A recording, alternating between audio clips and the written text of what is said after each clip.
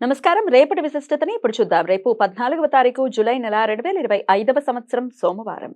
శ్రీ విశ్వావసు నామ సంవత్సరం ఉత్తరాయణం గ్రీష్మ ఋతువు పునర్వసు కార్తె. రేపు ఆషాఢమాస బహుళపక్ష చతుర్థి తిథి రాత్రి 11:59 వరకు, తదుపరి పంచమి తిథి.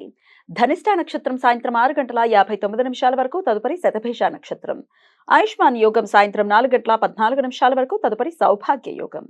భవకరణం మధ్యాహ్నం 12:33 వరకు, బాలవకరణం రాత్రి 11:59 వరకు ఉంటాయి. సూర్యుడు మిథున రాశి పునర్వసు నక్షత్రం 3వ పాదంలో సంచరిస్తున్నాడు. చంద్రుడు కుంభరాశిలో సంచరిస్తాడు. నక్షత్ర వర్జం మధ్యాహ్నం 1:54 నుండి 3:28 వరకు, అమృతకాలం రాత్రి 11:21 నుండి 12:55 వరకు. హైదరాబాద్ ప్రాంతం వారికి రేపు సూర్యోదయం ఉదయం 5:50 సూర్యాస్తమయం సాయంత్రం 6:54. చంద్రోదయం రాత్రి 9:41. చంద్రాస్తమయం ఉదయం 8:50. అభిజిత్ ముహూర్తం పగలు 11:56 నుండి మధ్యాహ్నం 12:48 వరకు. దుర్ముహూర్తం మధ్యాహ్నం 12:48 నుండి 1:41 వరకు. మరలా మధ్యాహ్నం 3:25 నుండి సాయంత్రం 4:17 వరకు. రాహుకాలం ఉదయం 7:28 నుండి 9:06 వరకు. గుళిక కాలం మధ్యాహ్నం 2 గంటల నుండి 3:38 వరకు. యమగండం ఉదయం 10:44 నుండి మధ్యాహ్నం 12:22 వరకు.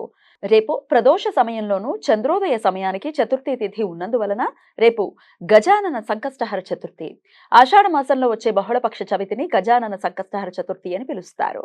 రేపు భక్తులు పగటిపూట ఉపవాసం ఉండి పసుపుతో వేసిన శ్రీ విష్ణు పీఠం మీద మట్టితో చేసిన గణపతి విగ్రహాన్ని ఉంచి పసుపు వస్త్రాలు ధరించి పసుపు పువ్వులతో షోడశోపచార పూజలు చేస్తారు.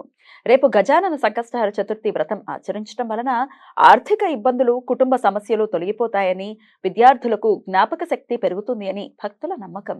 మాస శూన్య నక్షత్రం ఈ రోజు ఉదయం 6:53 నుండి రేపు ఉదయం 6:49 వరకు ఉంటుంది.